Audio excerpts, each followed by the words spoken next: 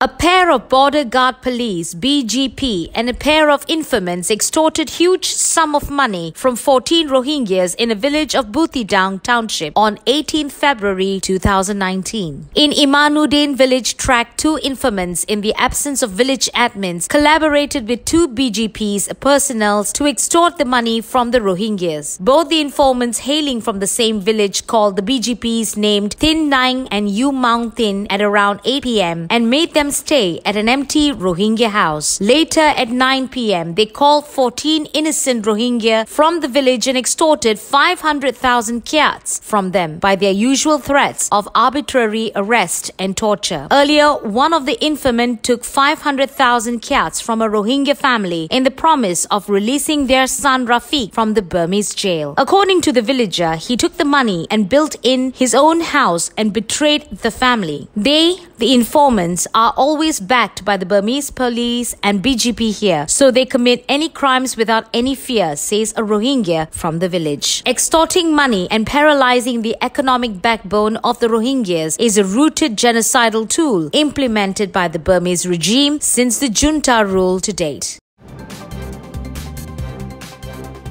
A top British official on Tuesday urged Myanmar's authorities to ensure a safe environment for the repatriation of hundreds of thousands of persecuted Rohingya Muslims who fled the country since August 2017. This major man-made humanitarian crisis has been ethnic cleansing on an industrial scale, and I urge the government of Burma, Myanmar, to create the necessary conditions that would allow those Rohingyas currently living in Bangladesh to return. Penny Mordaunt, Britain's International Development Minister, told reporters in Dhaka, Bangladesh's capital, on Tuesday after visiting Rohingya camps in Cox's Bazar, some 278 kilometers, 173 miles from Arakan State, Myanmar. Mordaunt, the first British cabinet minister to visit Bangladesh since the country's elections late last year, met Rohingya refugees living in Kutupalong camp at a food distribution center, spoke with women being protected from violence, and saw how children with disabilities